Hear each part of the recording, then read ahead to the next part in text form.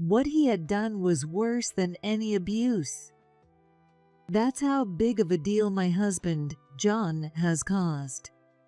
I've been taking care of your bedridden father, Robert, who's got dementia, while also doing all the housework by myself. And you didn't even help with the trash. You won't even have a decent conversation with me.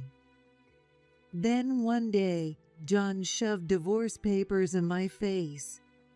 Why? I don't get it. I yelled out my raw, honest feelings, and John sneered. I'd rather be with someone like Catherine who is classy, sexy, and has everything you don't. I'm cutting ties with this broken family. I'm a rich man now. Apparently, John had a younger lover who's a CEO of a company, and they're planning to run off together. How could he betray me like this? And not only did he say this to my face, but I was in Robert's room, and Robert, his own father, heard everything. John's packing up, leaving the house, and I can't go out and get a job that can support us, especially not with Robert here needing care. And I don't know a thing about social services. I'm in a real bind. I clung to Robert's bed, helpless. How on earth am I supposed to live without any income, taking care of bedridden Robert? As I was despairing, Robert, who's supposed to be suffering from dementia, burst out laughing. Robert? I can't wait for the next shareholders meeting. What? My name is Linda. I'm a 42-year-old housewife. I used to be a go-getter career woman, but when I married John, also 42, I decided to stay home. From the start, his parents liked me, and we all got along well. But despite John proposing that I stay home, we started to drift apart. He didn't understand my hobbies, and our personalities were complete opposites. I couldn't figure out why, but naturally, John and I grew distant. I had known John was having an affair even when his parents were still alive. What is this? John's phone is filled with women's names. If his parents found out about this. I kept it from his parents, but after his mother passed away. Robert was already bedridden with dementia, and the house was filled with caregiving supplies. Within a few days of the death of my mother-in-law, who loved me so much, John spoke up. At the time, I was by Robert's side. I'm going to live with my lover, so let's get divorced. I'm cutting ties with this broken family. I'm rich now. What about Robert? Are you just going to leave him like this? Do you really want to be with your lover that badly? He is your own father. Shut up. Catherine's got way more classy and sexy than you. You're nothing but a poor, tacky woman with a sharp tongue and no real skills. I should have never married you. You tricked me into this. And now look, what a disappointment. You're just an old hag now. I should have married Catherine from the start. I just got the order wrong.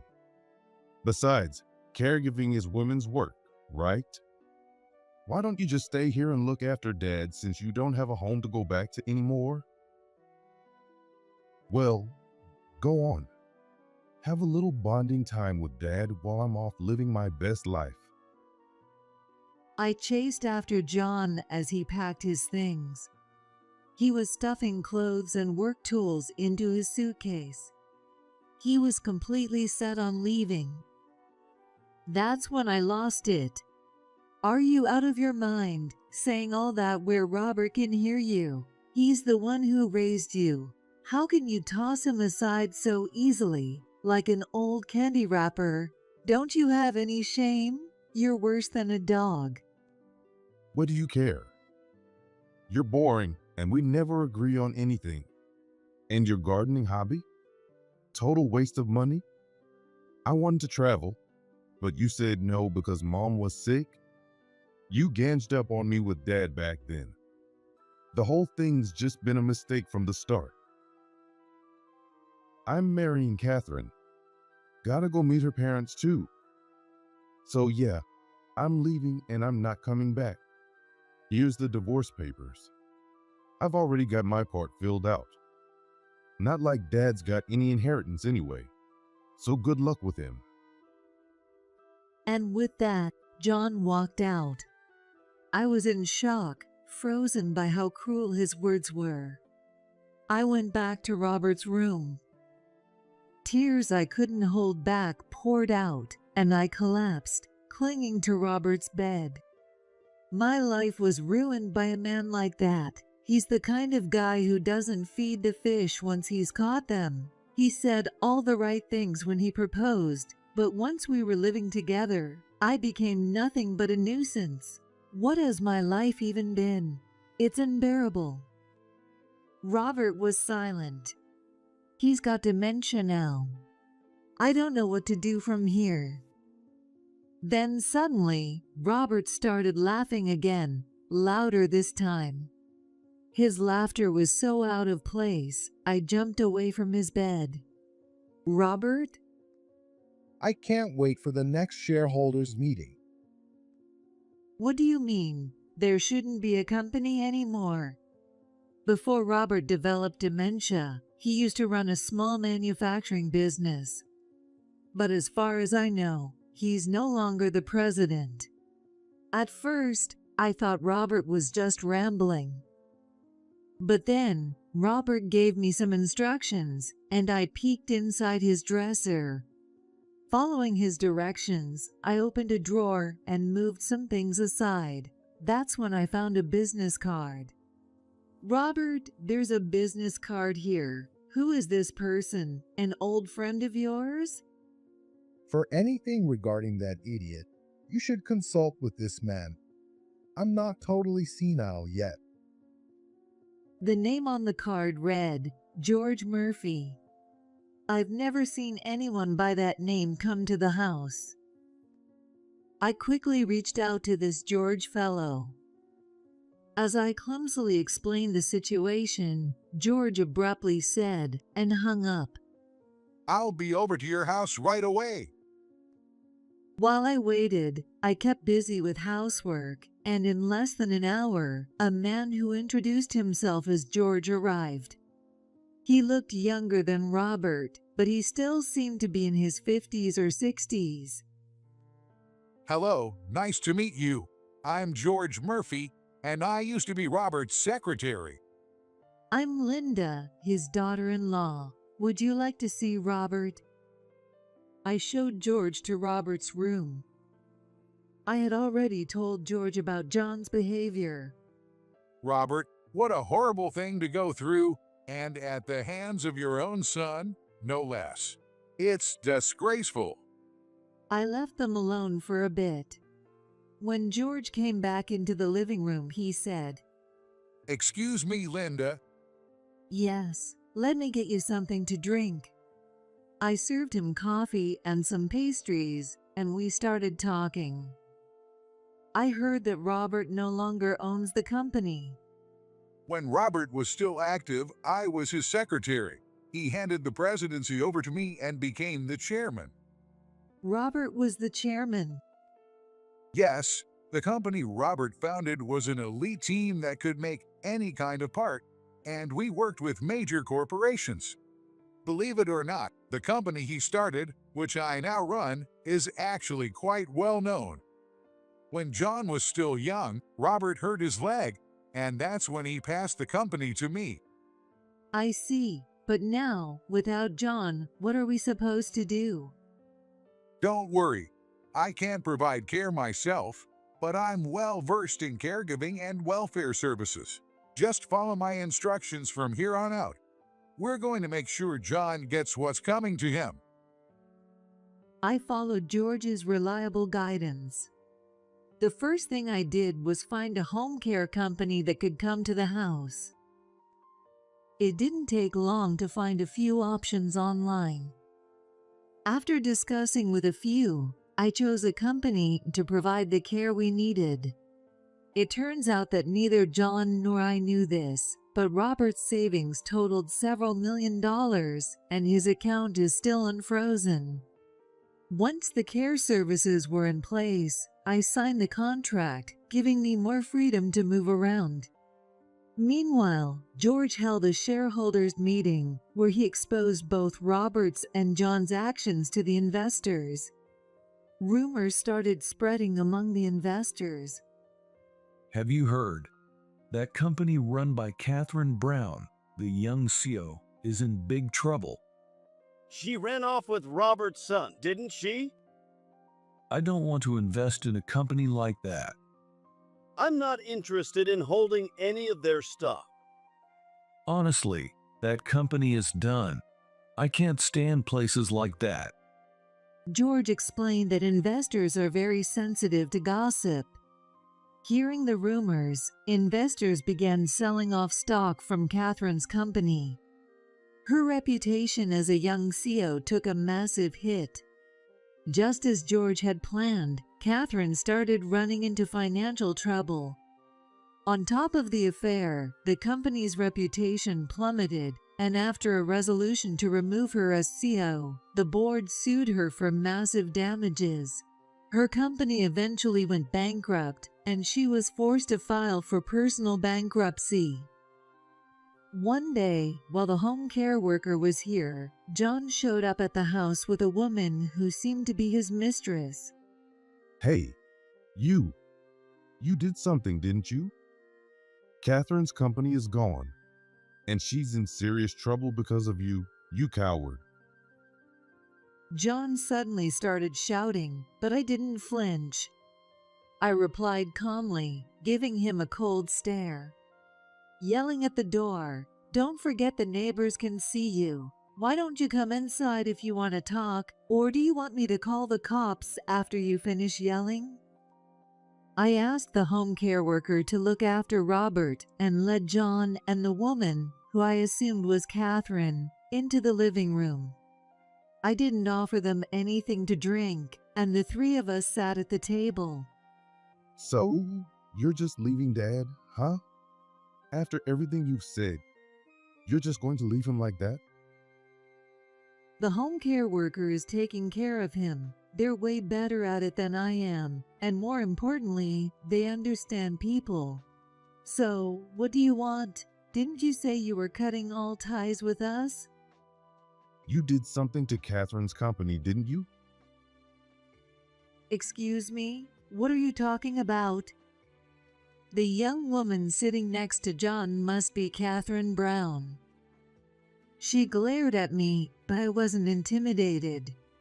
Catherine is a brilliant businesswoman. She made 2 or even 3 times my salary, and everything was going great. Then her company got hit by bad rumors. The board filed for damages. Her employees bailed on her, and she ended up bankrupt. You had to have done something.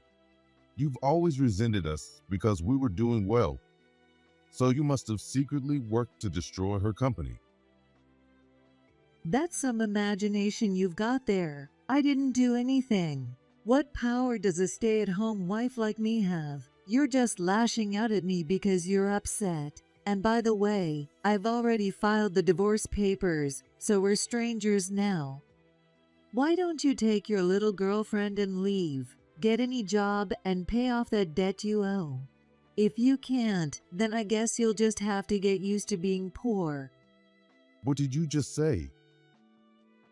Oh, John, now you're worried about your dad?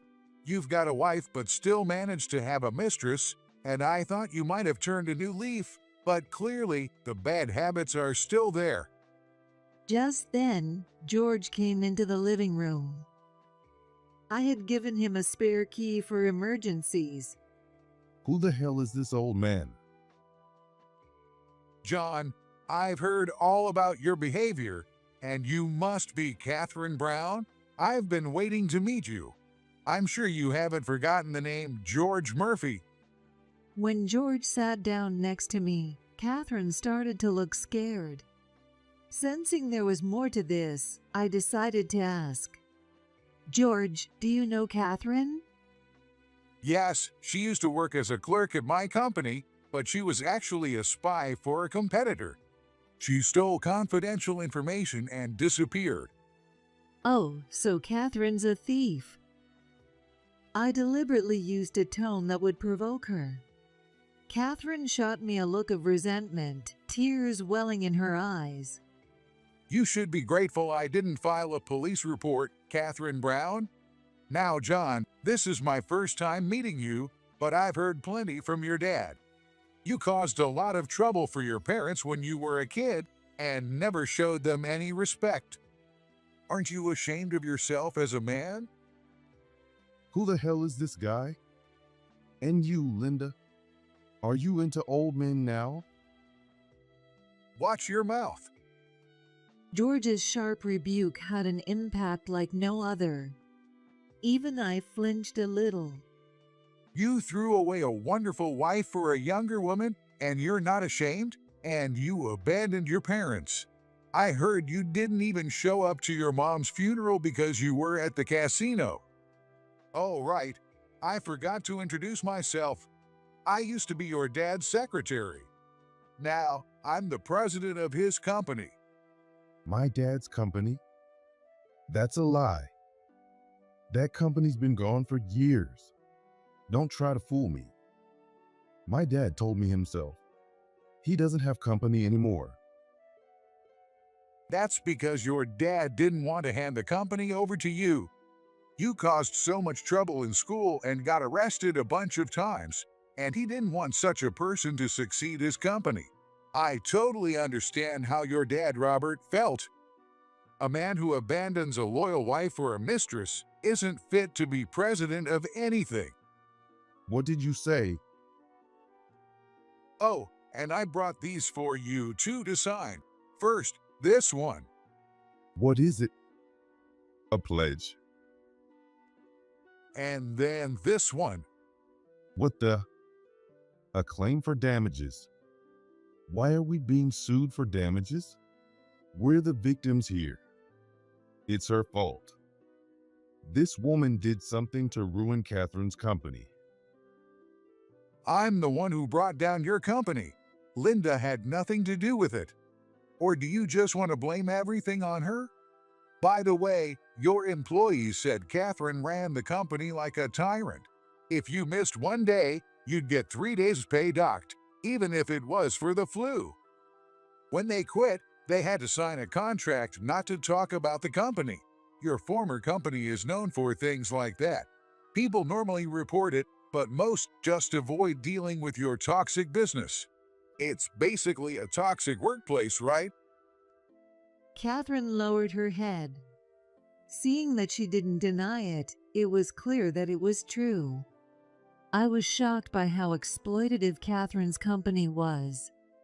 I'd never heard of a place like that. The amount for the damages has been formally estimated by our corporate attorney. There's no padding, and it's not going to be reduced. But we don't have any income anymore. John, aren't you working? Did you quit your job? No. I quit to help Catherine with her company. But then the company started going downhill. So, you quit your job, right? That was your decision. You'll still need to pay the damages. What right do you have to say that? You're not a lawyer. Stop acting like you're so high and mighty. Who do you think you are? Are you trying to insult my company's attorney, John? Since when did you get so important? Now you're going to sign this pledge as well. It's a promise that you'll pay the damages as an adult. You're not a kid anymore, so I'm sure you understand what this means, right, John? Screw this, Catherine. Let's get out of here.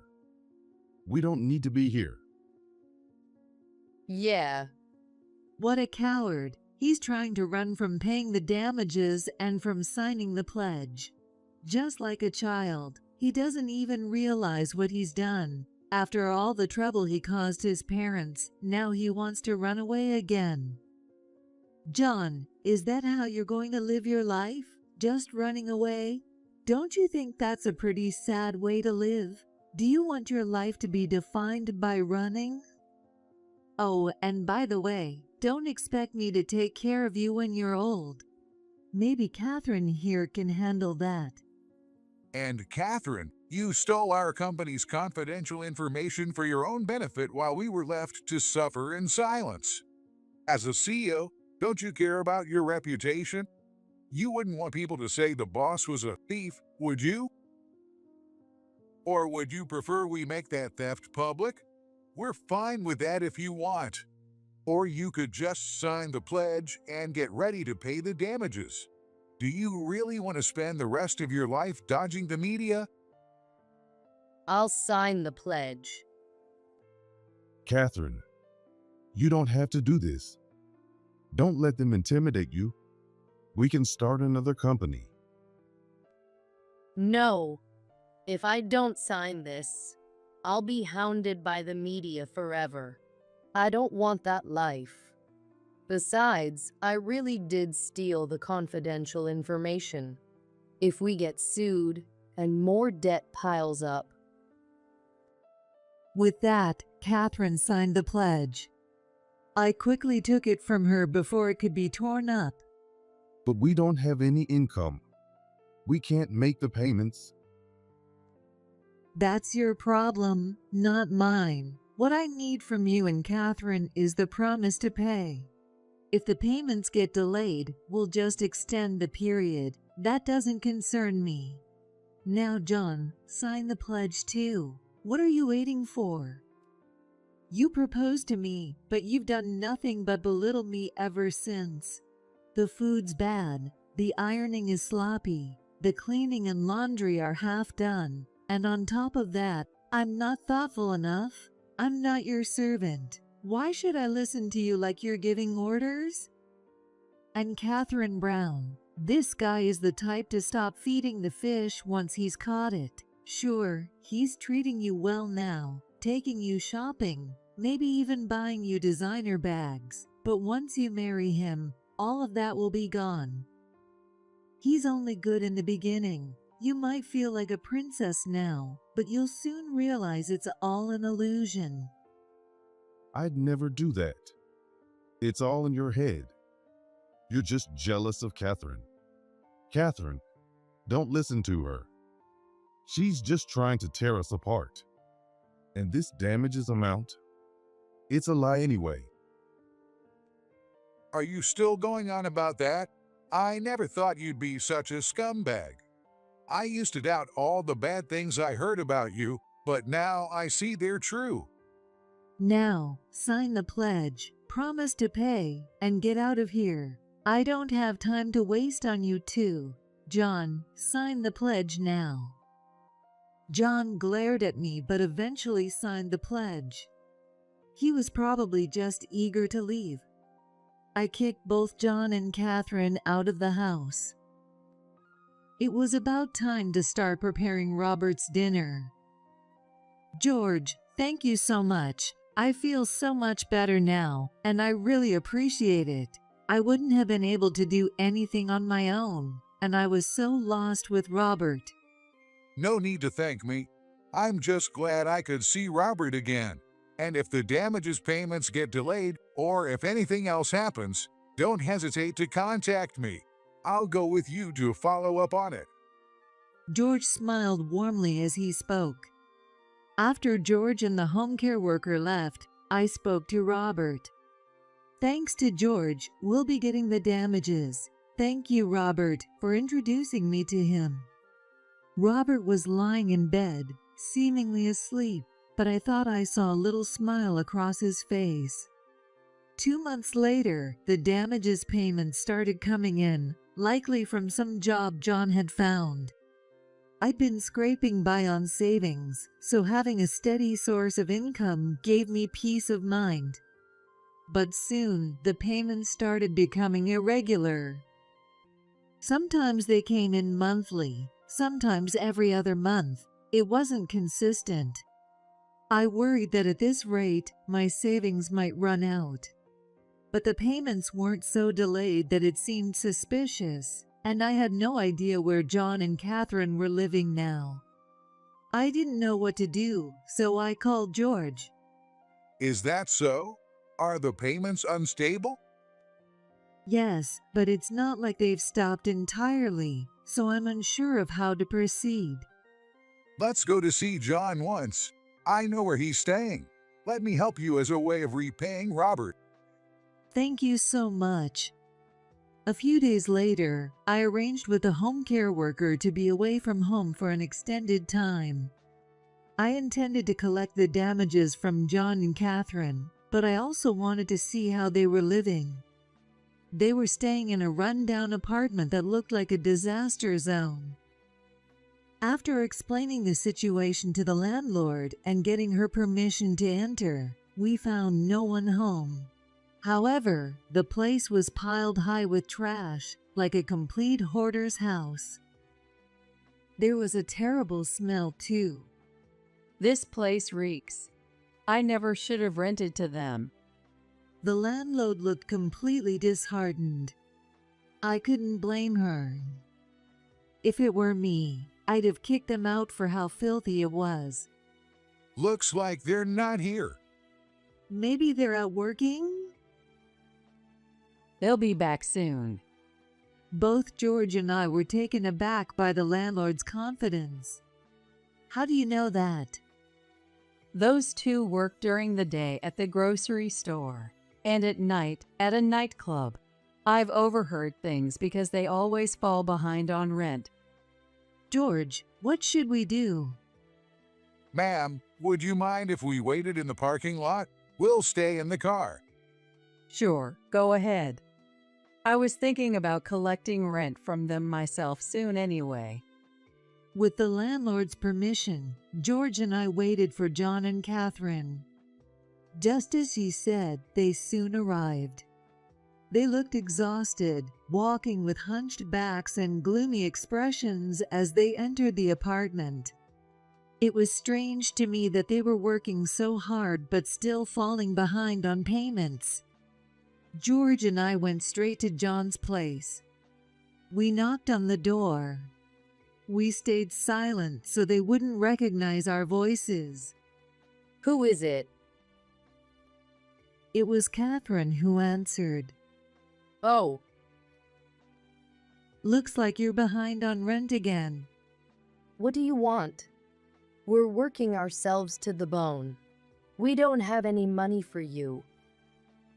You're working 2 jobs, one at a supermarket and one at a nightclub, yet you still don't have money. What are you spending it on, living in a dump like this? Catherine pulled out her wallet and shoved $100 at me. This is all I've got. Now leave. She looked like someone on the edge, desperate. Let's go for now. This won't get us anywhere. I'll dig into this and get back to you. Go home and wait with Robert. George drove me home, and I thanked the home care worker before returning to Robert's care. Later, George discovered that John had been wasting money at casinos. Catherine was involved in something close to prostitution. Prostitution? John's making her do that? What kind of man is he, treating a woman like that? George and I decided to contact the police. It turned out Catherine was working at an illegal brothel, and John was growing marijuana in the apartment's bathroom. Naturally, they were both arrested, and their story even made the evening news. John and Catherine were charged.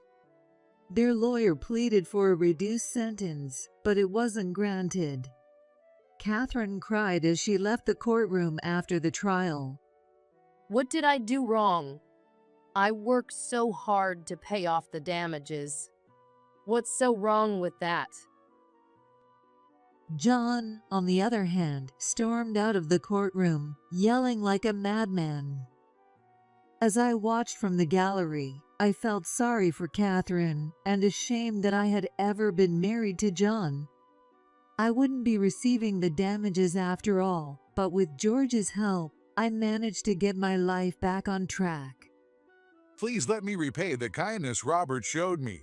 He always treated me so well. Back when not everyone could go to college, I started working straight out of high school.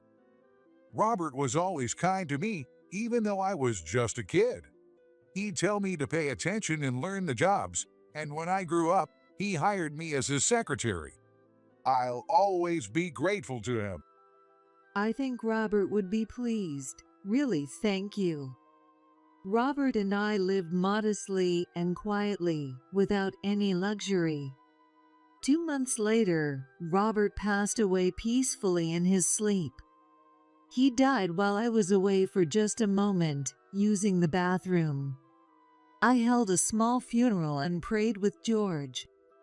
Robert was so kind to me. He was a truly good man. My mother-in-law was the same. That's wonderful. It's a blessing, though I'm sure he was pained by how his son turned out. Robert often said that his son was a disappointment. Yes, John really was a disappointment. Robert didn't deserve that. George and I talked like that.